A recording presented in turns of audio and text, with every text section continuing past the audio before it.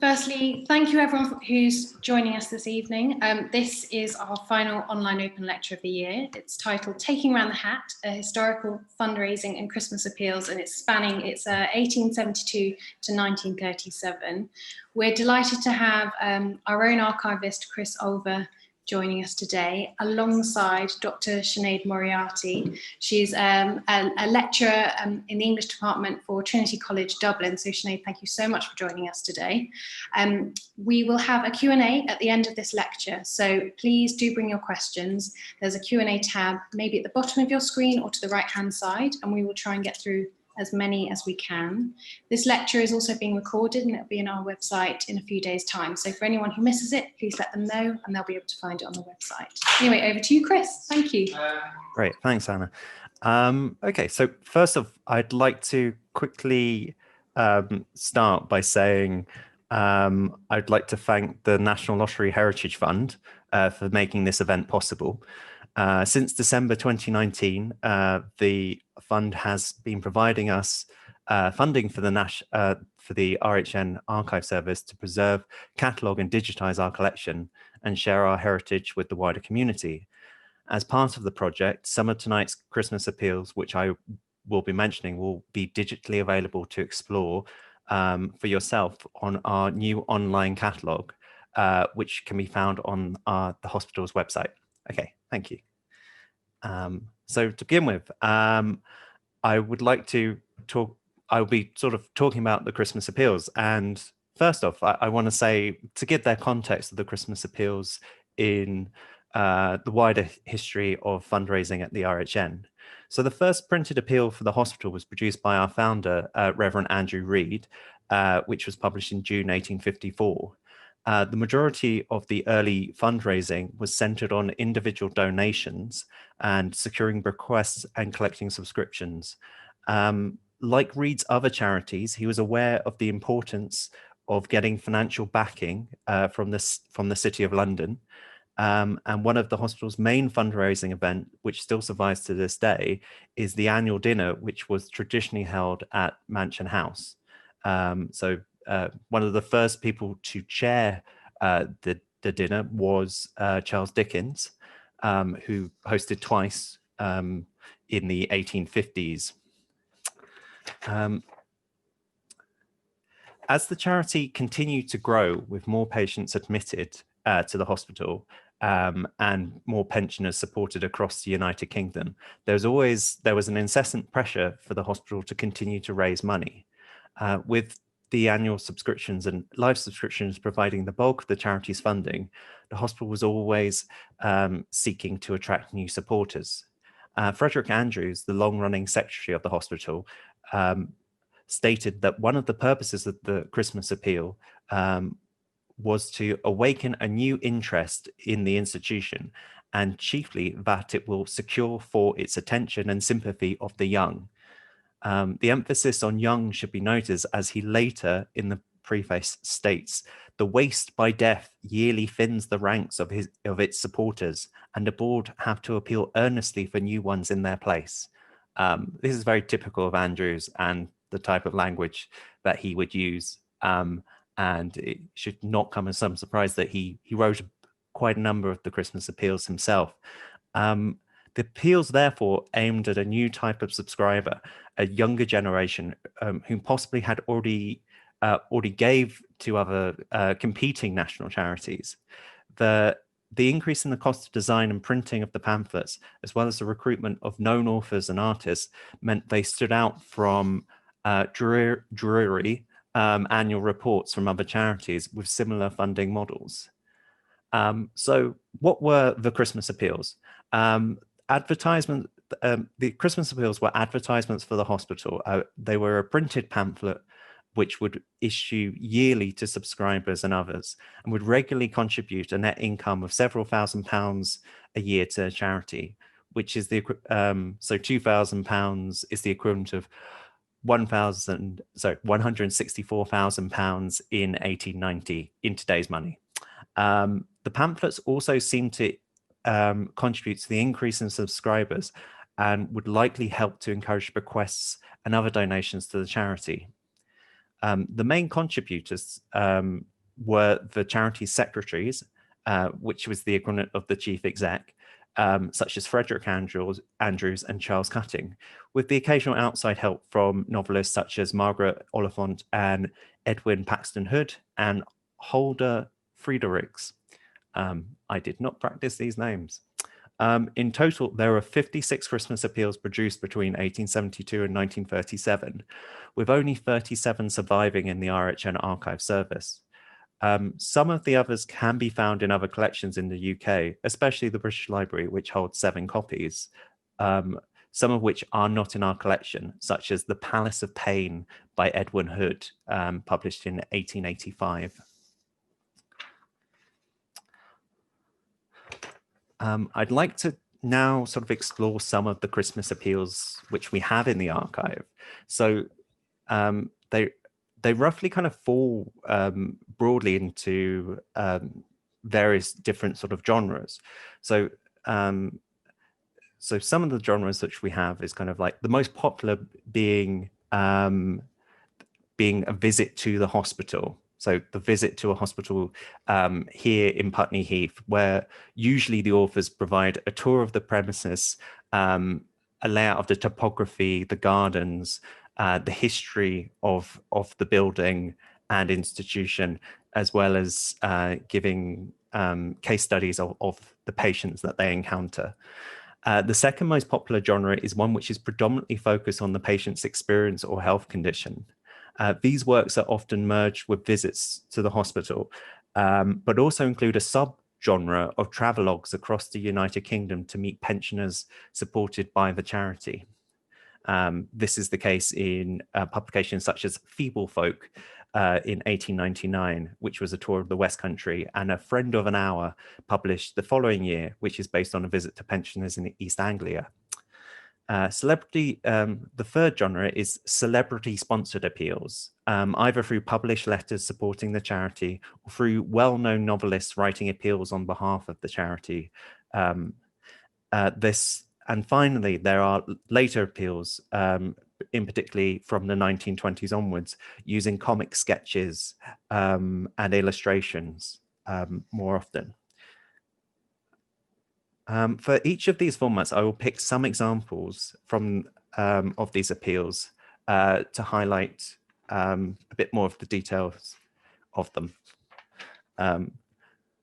So the first appeal is the example I've taken from a visit to the hospital is one of our earliest appeals, which is Pencilings in June. So Penciling in June is a visit which was undertaken by Reverend Thomas D. Aveling in 1875. The book was well received, and this is actually the 3rd edition published in 1877. The narrative consists of the Reverend describing the pleasing and picturesque grounds of the Milrose Hall estate, where the hospital is located, before embarking to visit the patients first within the communal areas downstairs in the hospital, before going up to visit the wards, which numbered 64 at the time. So wards could be very small with just 2 people or up to 8 people, but very different from the hospital today. What is particularly striking about this account is the description of the lavish interiors of the hospital. So my first example here is taken from the appeal. The rooms of that house were well lighted, airy and cheerful, care being taken even in the colour of the paper of the walls to present the languid eyes of the sufferers that which was lively and inspiring. These walls themselves were adorned with beautiful engravings or pictures, most of them a gift of Mr. Hugh, the munificent treasurer and the principal friend of the institution. Everything was spotless in its cleanliness, perfect in order and arrangement, and admirably adapted to the wanton woes of the physical disabilities of the patients. Also of interest is a example of a description of a patient that the author encounters. I think of particular interest is an early example of assistive technology in the description. So now she has no power to move the limbs except one toe of the left foot and one finger of the right hand. Yet with that last named solitary member, she was able to feed herself by means of an ingenious contrivance for the purpose. What's really exciting about this is just like, even from a very early age, the use of sort of assisted devices, and you get this kind of, although the Christmas appeals really supplement sort of the documentary evidence within the archive by showing these kind of like snippets of activity, which unfortunately we no longer have physical artifacts surviving from.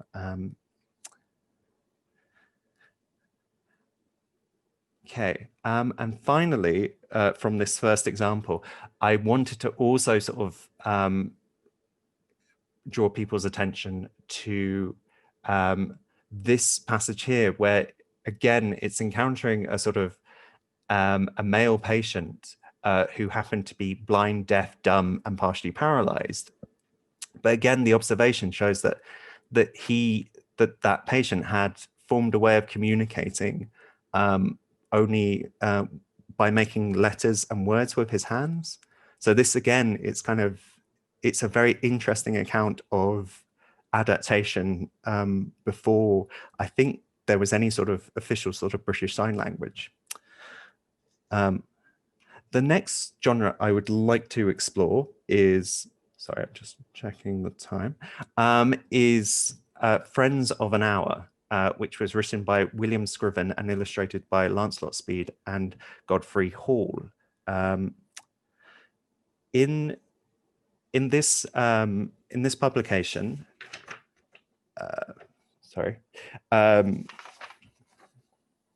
in this publication, the author sort of visits East Anglia, and the appeal takes the form of a travelogue where the trio visit patients in the counties of Suffolk, Essex, and Lincolnshire. It's beautifully illustrated. It's a beautifully illustrated appeal with regular illustrations from both artists. There's an example here. The trio provide a commentary of the places and history that they are visiting, but their main focus is on providing descriptions of the pensioners they visit. The texts tend to dwell on the pensioners' medical conditions and provided their personal history as to how they became associated with the hospital. So the example I would like to show you is a written portrait of this pensioner called Mr. H.A. from Colchester in Essex. In the description, he is described as the following. To the east of the town, just beyond the railway crossing and to the left, stands a little cottage wedged in between its larger and loftier neighbours. In the room with a flat dormer window set in the low-pitched roof, where no one can stand upright in the middle of the floor, and nowhere else, lies our friend H.A., an old railway signalman, within sight of his box by the side of the line, where he handled the levers for 26 years, controlling and directing the traffic, and never had an accident. He feels, and rightly so, that this is a record he may be proud of, and if he is now but a poor human derelict of no use to anyone, he has been of use in his time. So the author goes on to say that he had been invalided for 6 years with rheumatic gout, and had been living in his bedroom and dependent on his pension from the hospital ever since. It's a very interesting account because this description goes on to sort of describe, or at least maybe put sort of some of the blame of his condition due to the working conditions of the signal box, where the author describes the long hours with only half a day's rest for a number of years, which might have contributed to his illness. So what is quite interesting about these accounts is showing sort of like how long-term disability, which was referred to as incurable illness, was seen throughout the United Kingdom at the time. I will pass on Clare, well, sorry, Miss E.A.H from Clare and Suffolk, but I wanted to go on to the third genre, which is celebrity appeals. So celebrity appeals, the example I have here is A Chorus of Celebrities, which features a long list of actors, authors, and politicians giving personal messages of support to the hospital. Celebrities include George Eliot and the actor Sir Squire Bancroft, whom you could see here in the bottom of the picture. Sir Squire Bancroft was an actor manager who I mentioned mainly as I wanted to show the photo of him lounging in his study wearing a pince-nez. In a more serious light, there's also accounts from the poet George Meredith. Meredith provides in his letter in support of the hospital the following. The appeal for the subscriptions of the Royal Hospital for Incurables, Putney Heath, should strike to the heart of all who have the common humane feeling for their fellows. For here is the case of utter hopelessness under an unending, inevitable doom.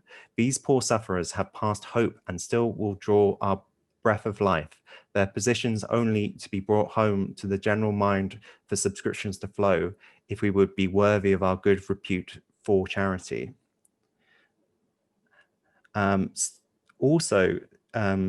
There are sort of celebrity authors such as Margaret Oliphant, the Scottish author who produced over 100 novels and 30 books of nonfiction, and Hulda Friedrichs, the Prussian-born author and journalist who was one of the first women journalists to work in Britain, as well as Edwin Pexton Hood, a nonconformist minister and author whose appeal was released shortly before his death. The final genre which I'd like to explore is comic sketches. The first comic sketch began to appear in the 1920s and may mark a change in taste in the audience and a move away from the sentimentality and religious fervour of the early appeals.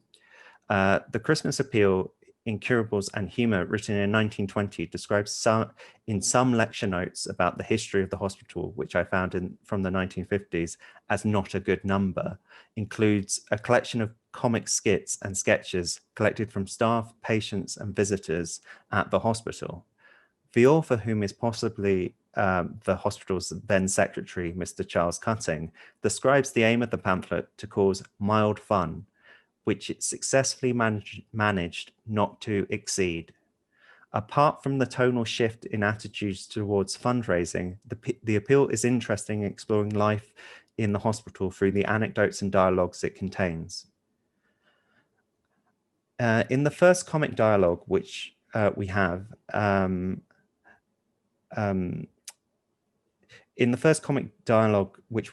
we have a subscriber calling the city office on election day, asking them to find out whether they have cast their ballot. Unfortunately, this is an unreasonable demand due to the sheer number of ballots which are being received that day for the biannual patient election. While not particularly amusing, it does give a sketch of the frantic nature of the election day at the city offices and how the charity was equipped to deal with thousands of votes arriving from across the country every 6 months. The second comic dialogue involves a male patient giving a tour of the grounds to some visitors of the hospital. They notice some construction work going on, and the male patient has a joke at their expense by suggesting that they were in fact building a swimming bath. At the time, this was seen as a ridiculous feature for the hospital for people with long-term disabilities. However, this feature and water-based therapies has long been a part of the RHN life, with a hydrotherapy pool being constructed on site in 1980. finally, why did the Christmas appeals come to an end? The reason behind the end of the Christmas appeal was mainly due to the Second World War, which was a large financial blow to the hospital, with also the increased cost of printing and paper. But also, I think, again, it was sort of like a shift in tone and fundraising techniques. Around the same, by the early 1950s, the hospital had shifted their direction towards newspaper advertising and had a contract with advertisers J.W.T. Thompson, as well as beginning to start radio broadcasting. In the time I have remaining, I'd like to quickly kind of talk about how Christmas appeals have changed from the Victorian age to the present age. Christmas appeals do still go out each year from our fundraising department. And I spoke to Trudy Brown, our donor development manager, about the appeals which we send out today and how they differ from those sent in the past. The major difference that Trudy noted was the length. Current donors would not be expected to read novella-length appeals today. Our newsletters are the longest fundraising item we produce at 8 pages, with the Christmas appeals being no more than 2 pages. In contrast, the longest Christmas appeal, Cured by an Incurable, spans 83 pages. Equally, the charity would not expect its supporters to pay for an appeal as well as donate to the charity. Ooh. Thank you. In terms of the language used, we cannot include any information or images of a patient without their explicit consent. In order to consent, a patient must understand what their story is going to be used for and be able to remember consenting in the future. As part of the consent process, once an appeal has been written, it will be shared with the patient before going to print, so that they have the opportunity to suggest changes or ask for their details to be removed. The same is true for any family members that take part in the appeal. In terms of emotions, the Victorian and Edwardian writers of the pamphlets were much more comfortable with the idea of invoking pity for their patients than we are today. Pity is something which today is avoided with empathy, sympathy, hope, admiration, and camaraderie being the emotions which are aimed for today. Okay, thank you for my talk and listening, and I will hand over now to Sinead. Great, thank you so much. I will just quickly usurp control of the screen. Brilliant. Okay. Well, yeah. Well, thank you so much for having me, and it's very exciting. I think, hopefully there will be some nice kind of connections between what I have to say and what Chris has been outlining there already. So if we move. Perfect. So, as Chris has outlined here, the Royal Hospital for Incurables was established in 1854, and this was a period of great expansion in the charitable sector. In particular, at this time, there was a focus on establishing medical charities. Keir Waddington notes, and here's a lovely picture, old picture of the RHN. And Keir Waddington notes that famous hospitals such as St. Thomas's or St. Bartholomew's in London had existed in Britain before 1700, but the 18th century witnessed significant changes in the nature of hospital provision and a hospital boom, often called the voluntary hospital movement. Although London was at the epicenter of this boom, 38 provincial hospitals had opened by 1800, and 60 years later, there were 230 voluntary hospitals in Britain.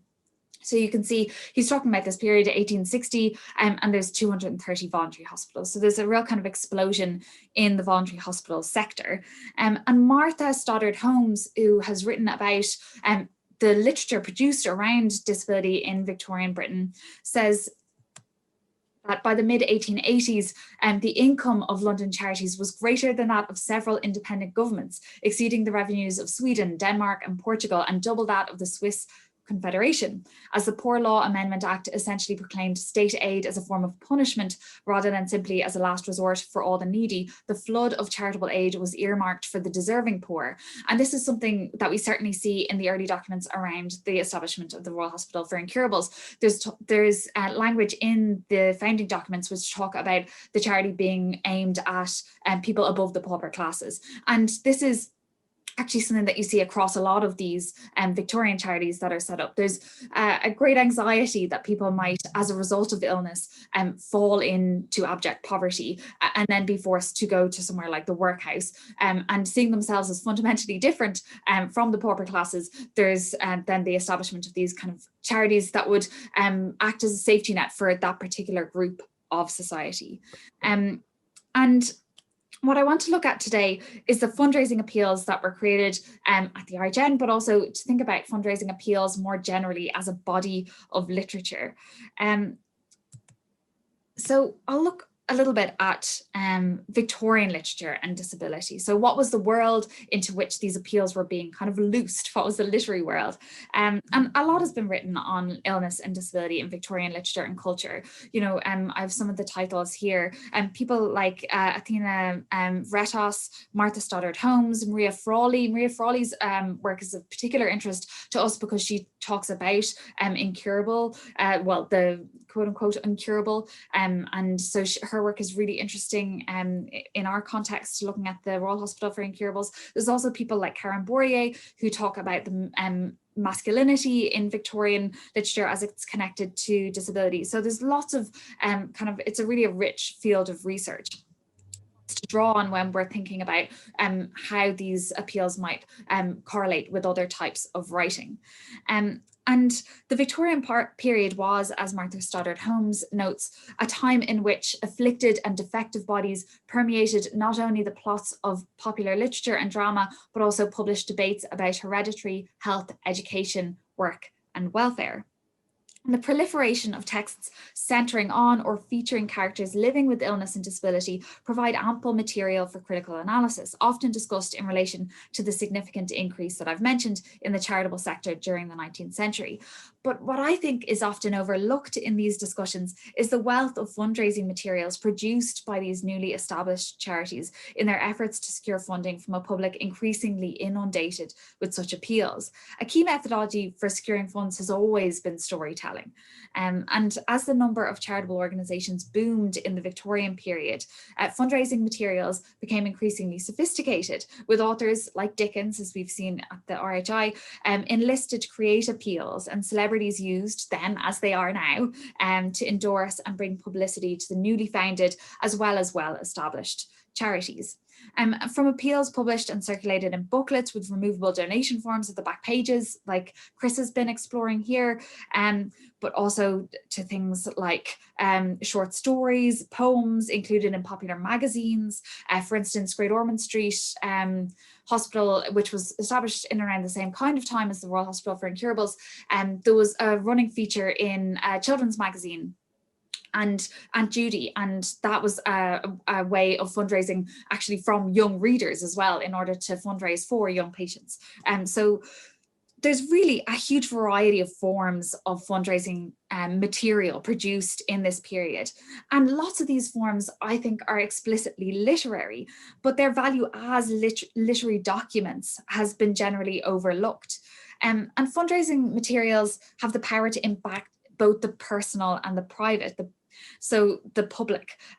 Like other narratives of illness identified by Athena Vretos, such as medical case histories and advice manuals, fundraising appeals shape individual experiences of suffering, while simultaneously they work at a cultural level, influencing conceptions of illness and disability, belonging and otherness. Paul Longmore, writing in 2013, has demonstrated how the desire to create a sympathetic character within fundraising appeals can objectify and demean beneficiaries of charitable support. Particularly, he's looking at the case of child subjects of appeals, and he's actually looking at telethons in America. So it's kind of, it's a little bit of a different context, but I think we can see that the same kind of, the same ideas might underpin these materials.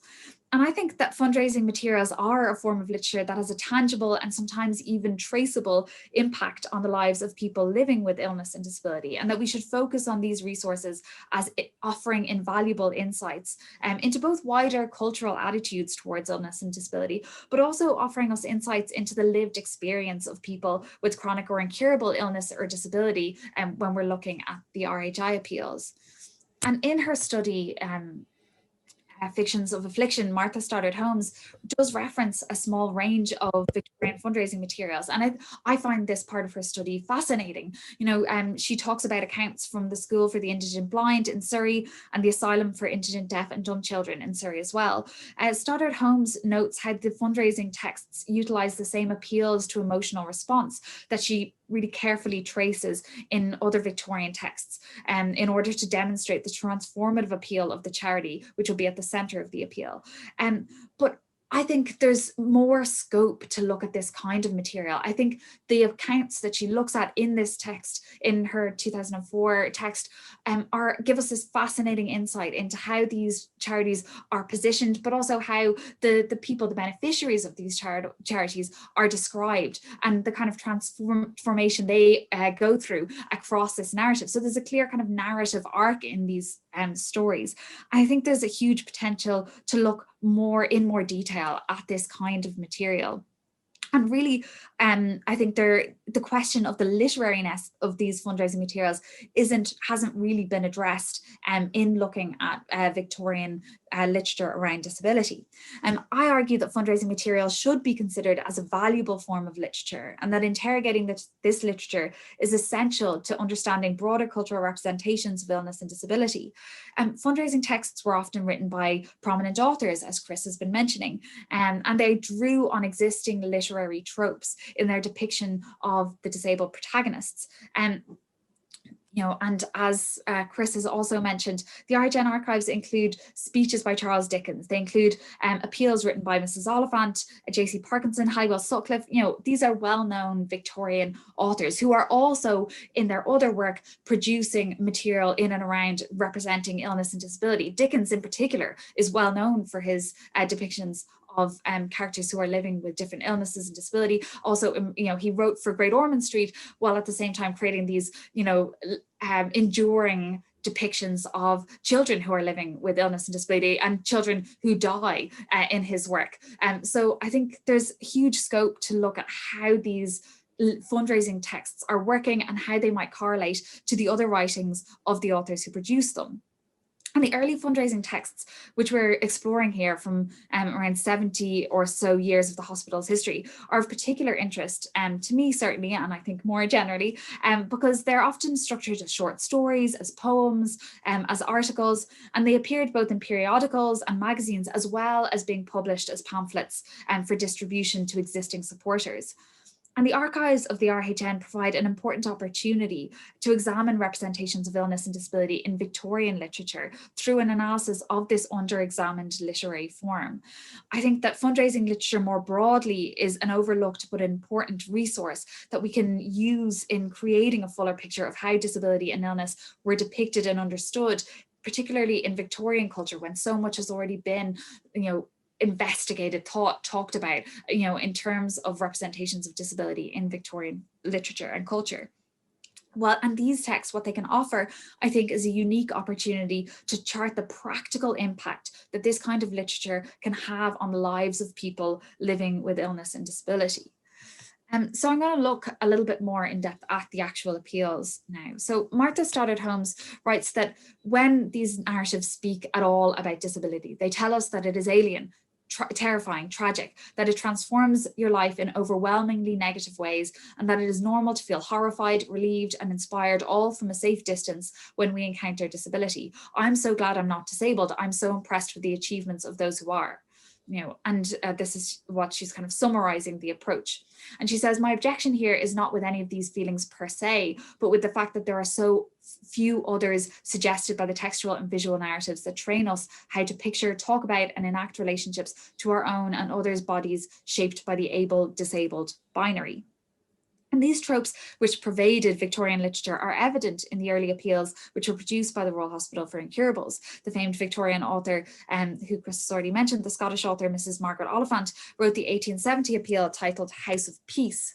And she writes, one has but to see the inmates of that house in their pathetic social assemblies, one bound in the chair which he has not quitted for more than 20 years, another laid flat upon the couch from which he cannot move, the majority helpless in their wheeled seats, in which alone they can be taken from one room to another, or in the more private chambers, where so many lie incapable of even the solace of that movement, their twisted limbs huddled up under their coverings, their poor distorted hands painfully attempting some bit of trifling work to relieve the long tedium of suffering days, to be sure of the justice of this description. And many of the early appeals take the form of an account of a visit to the hospital by some kind of prominent individual, as Chris has been describing. They talk about the patients that they met, and they talk about how this experience affected them. For instance, the 1872 appeal, Life in Shadow, contains a number of these kinds of accounts, including those by Miss Thackeray, another prominent Victorian author, J.C. Parkinson. Miss Thackeray too seeks to describe the suffering that she witnesses in detail. She writes, all the time that we were waiting, an eager, afflicted young fellow was trying hard to make himself intelligible to the sick man in the bath chair next to his own. The poor boy could only make anxious, uncouth sounds. The sick man to whom he was speaking listened for a while and then shook his head and turned wearily away. So it wasn't all sunshine, even in the sunshine in the lovely tree-shaded garden with the chirping birds and lilac buds coming out. The intent in these early appeals is to stimulate emotion, sympathy, pity, but perhaps also horror and fear. In providing vivid descriptions of the conditions with which patients were living and emphasizing their difference from the visitor themselves, who often then describe themselves as hale and hearty. The appeals work to encourage the reader to an emotional response that will then result in a financial donation. That the donor will be so shocked and overcome that they'll respond with significant generosity. And Stoddard Holmes writes that disability is melodramatic machinery, a simple tool for cranking open feelings, and everyone involved, disabled and non-disabled viewers and actors, is somehow placed and defined by what floods out. The presentation of disability in a fundraising tract is perhaps the greatest example of this display of the body for melodramatic purposes. And it's a form of literature wherein the machinery, the purpose of the workings are less hidden. So the reader knows what they'll get when they open the book, and the appeals then rarely disappoint. In these early appeals, we see all of these Victorian attitudes towards disability writ large, those attitudes which we would now understand as deeply problematic. Words like pity, helpless, pathetic are used consistently in early Victorian fundraising in general, and then we see them in the RHI appeals.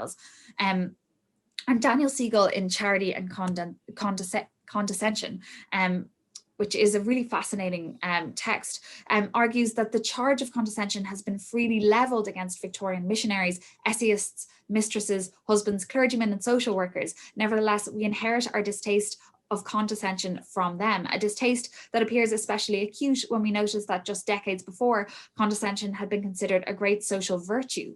Condescension became a problem in the Victorian period, not because the Victorians were more or less condescending than those who came before, but because the meaning of condescension was changing. Siegel argues that condescension was generally regarded as a positive thing before the growth of liberalism with its focus on self-determination, and that at this period we begin to see condescension as irredeemably negative. He quotes a guide for charitable visitors, and the guide states that if the feelings of the poor are not respected, but on the other hand, on the contrary, a patronizing, condescending tone adopted, we have no hesitation in saying that such visits do more harm than good. And this shift away from the overtly patronizing is evident in the material, even the material produced in the late 1800s at the RHI. So even in Mrs. Oliphant's appeal, which we've seen describing, the sufferings of the patients she sees, she also praises their industry. She notes that the women are engaging in handcrafts for sale at the annual bazaar. Oliphant works to show her respect and admiration for the people that she meets in the hospital. She writes, what struggles there may be in the lonely hearts or tortured bodies, it is not ours to inquire. Such struggles there must be, or the sufferers would be more than human, but we can see nothing but patience and peace. This is more wonderful than the pain and far less comprehensible. Our hearts cry out for them as we pass from one bed of anguish to another. But from these beds there rise no cries. All is tranquility, patience, a great quietness. The palace of pain is also the house of peace.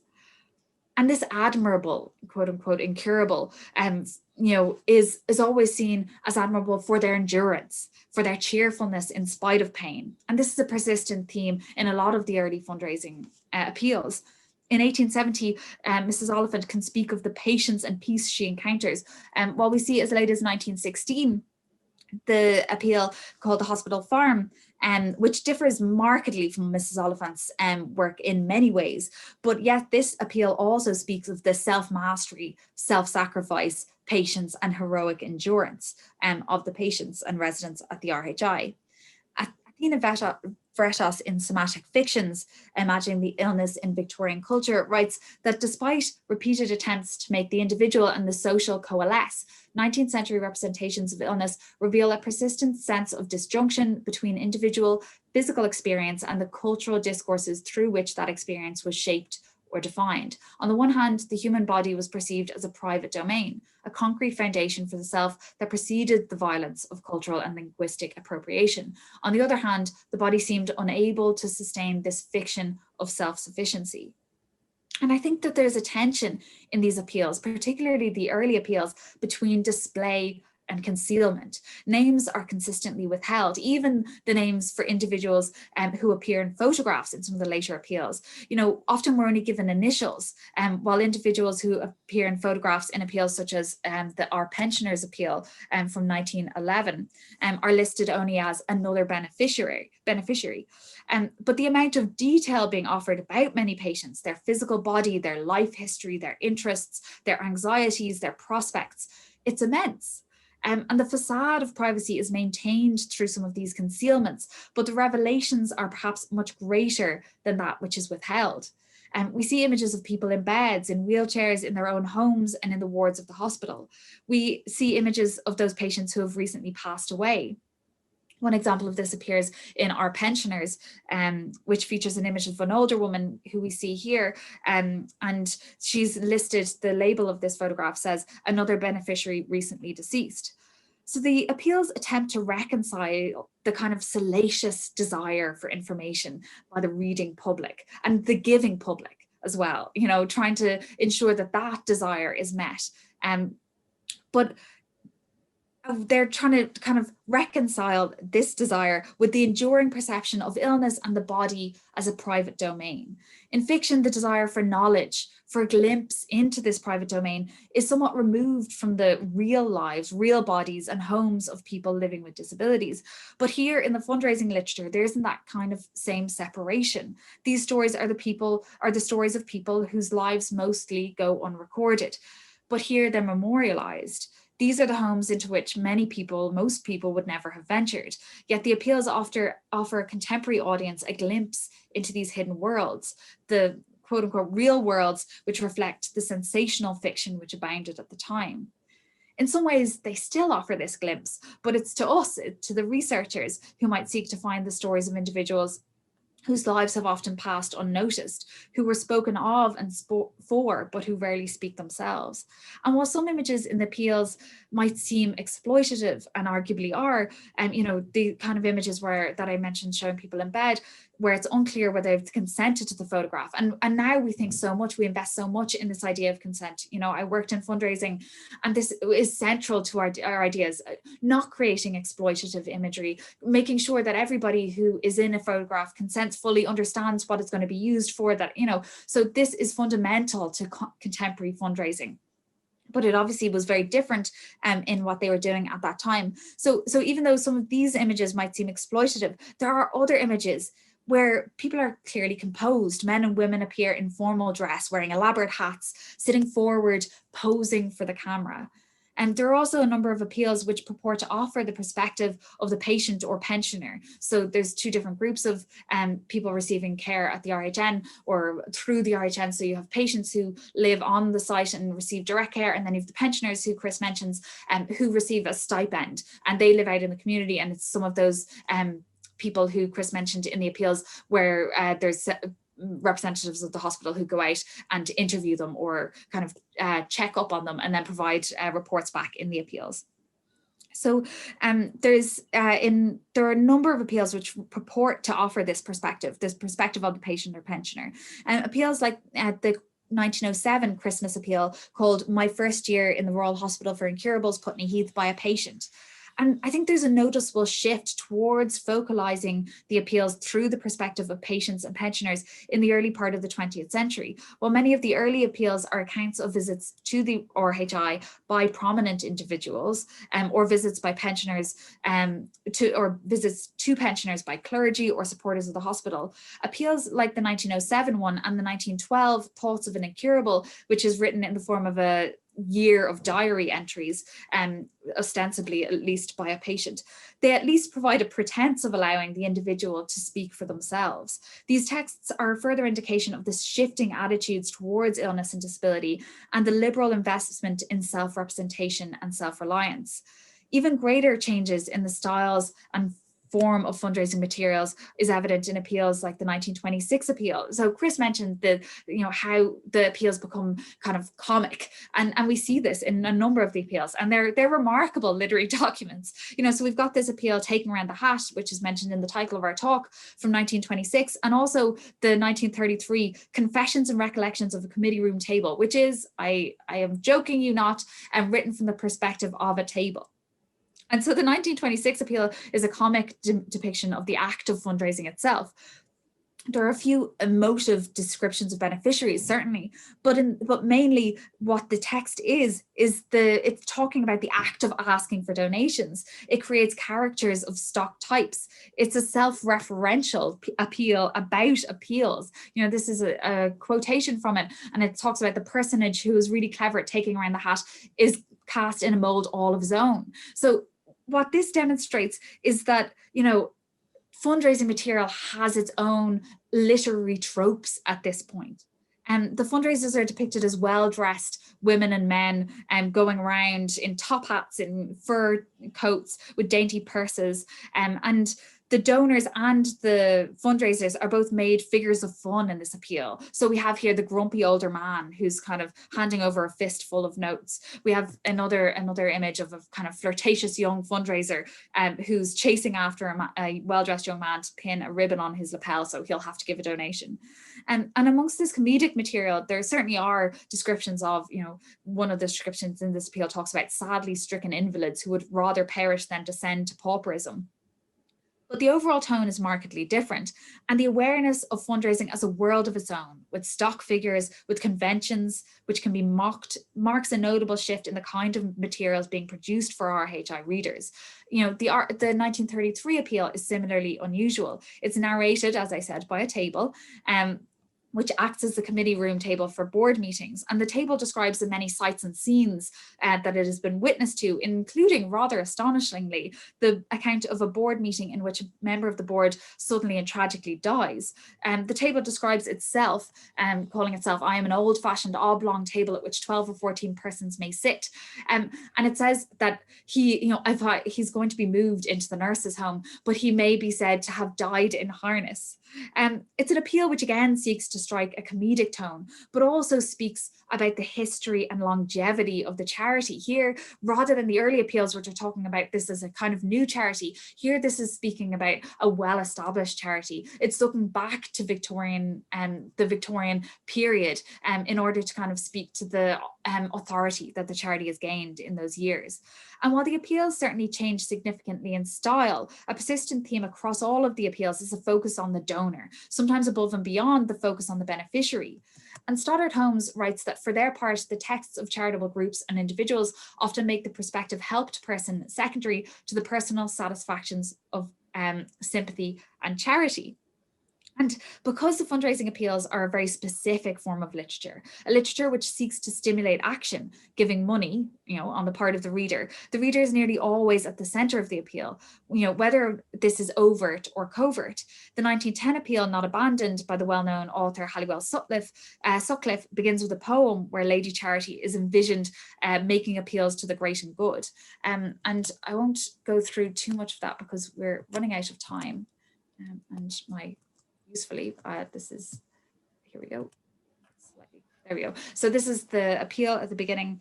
But he says in this appeal, my aim is not to describe in detail the daily suffering, the hourly need for courage, patience in the face of heavy odds, which are so sadly intimate a part of life at the Putney Hospital. I have little faith in the power of an appeal that seeks to drive the public into giving by harrowing its feelings, which is exactly what the early appeals did. So it's amazing to see this, directly contradicted in this later appeal. And so I think there's so much that we can do. There's so much that we can look at in these texts. There's always that appeal to the reader, where the reader is being asked to identify, maybe with a famous author, or maybe with, a well-off member of the board. They're saying, if the patients, were hale as hearty as you and I, so there's so much that we can look at in these texts. And I think these two texts are particularly fascinating. But in general, all of the fundraising material produced by the hospital offers these same opportunities for analysis. And I think I hope to do so myself, and I think they require and deserve more attention. So I'll wrap it up there. Thank you so much. Thank you so much. So we've got a few minutes for some questions. So if anyone has any, do submit them via the Q&A button. It's perhaps at the bottom of your screen or to the right-hand side. But firstly, a question for Sinead. You mentioned the deserving poor. Were institutes like the RHN, were they open to all levels of society, or was it specifically fundraising for the middle and upper classes, or I should say really the upper classes? So yes, no, they weren't open to all levels of society, and it was specifically for people above the pauper classes. And actually, I think and Chris could speak to this as well. From my research in the archives, which would not have been as great as Chris's. But what I saw is that it isn't even the upper middle classes or the upper classes. It's kind of the middle classes and the lower middle classes. People who are professional classes. We see people working in trades, people who were sometimes working in factories. One of the early reports of a patient, it's in the descriptor line for why he's applying. It's leg taken off an accident. So these are industrial accidents. So it's very much the kind of middle classes and even the lower middle classes who require this help. If you think the upper classes at this time in the Victorian period would have paid for their own, if you had money, you paid for a nurse, and the nurse could have given very good care in the home. Hospitals were not places that people really sought to go to at this time, because they weren't always as hygienic, so if you could afford care in your home, you did. But the workhouse was the kind of would terrify people, if you had lost your job, because there wasn't benefits in that sense. We didn't have the social safety net that exists now. And so if you were like any of us, like me, if I lost my job and there was no benefit to which you could apply, and you had a chronic illness, then these kind of charities provided that. And so you had to apply and demonstrate that you were deserving, both often of good character. So they would have clergymen, doctors writing kind of notes where to demonstrate that you're of good character, but also to demonstrate that you're above the pauper classes. Because otherwise the thought was that the pauper classes, the workhouse was for the pauper classes.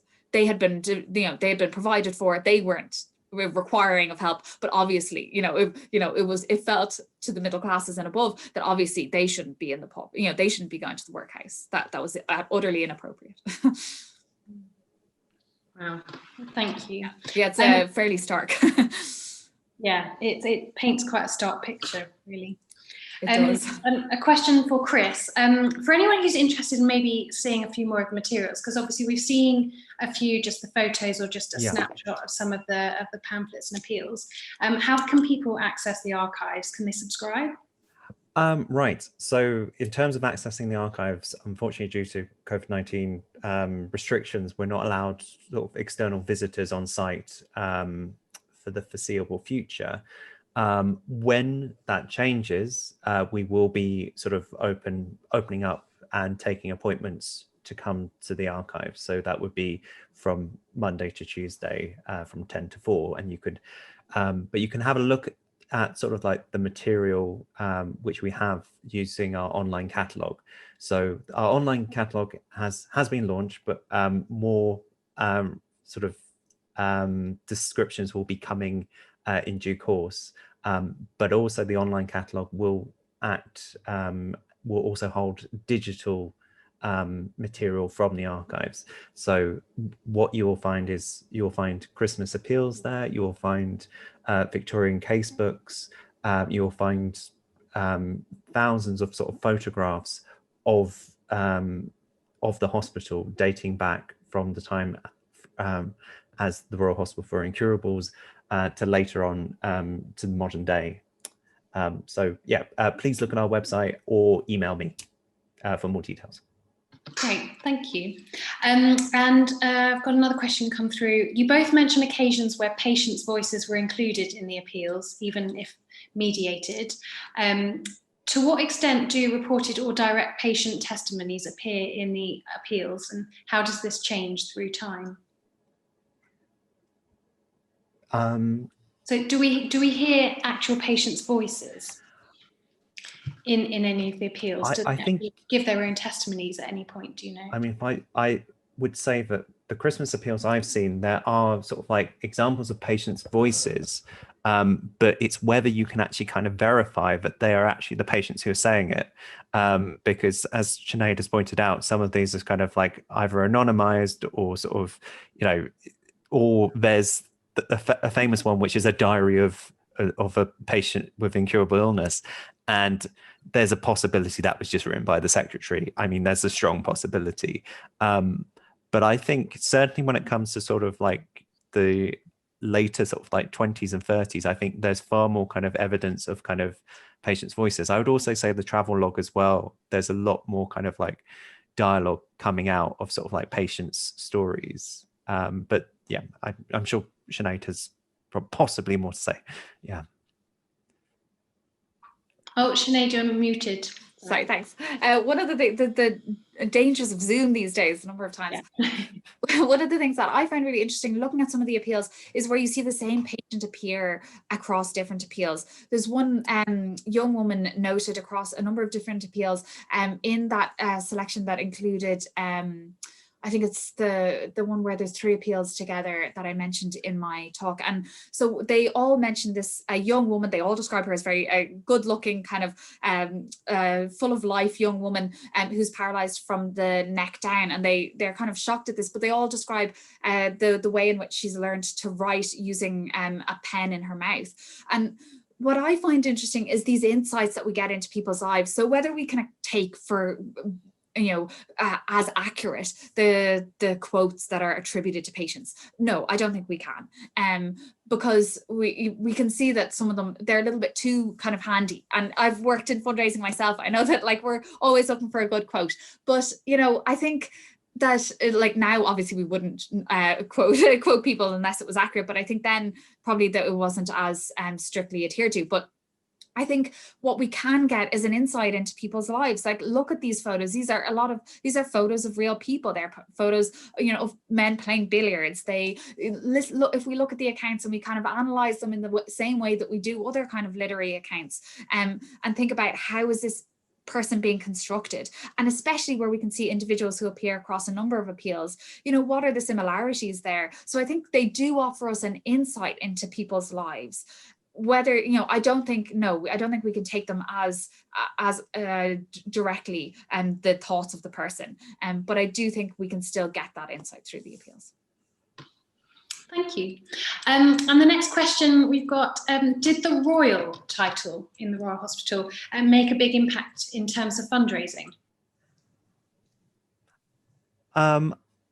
I'm not sure. I mean, there is one, I think 1908, I think is about the sort of the Royal Jubilee, and it kind of features the king at the time, George, on it. So I think, yeah, I would say, I think there is also another one which is kind of later on in sort of like the 20s, which is, I think,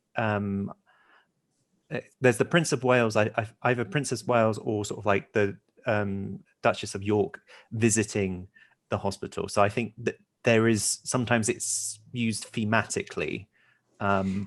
Yeah, and I think obviously our founders, or the founders there, felt that it would, because they used it without having permission initially, and then continued to use it. So and then they got official permission. So there was obviously the perception that having royal attached to that title, and it was something that had been allowed in some of the other charities that the founder, Dr. Andrew Reid, had set up. So there was certainly a perceived benefit. We can't, I suppose it's impossible to track the actual benefit, because we wouldn't know what would have happened if there hadn't have had the title, if we, but certainly there was the perception that having this kind of title would add some kind of weight to the charity. Thank you. Right, well, I'm afraid we're out of time, so we'll have to stop with the questions. Chris, Sinead, thank you so much. It's been really, really interesting. Thank you for joining us, everybody. This talk will be recorded, so for anyone who's missed it, it will be up on the website very soon. So thank you and have a good evening. Thank you so much for having me. Bye.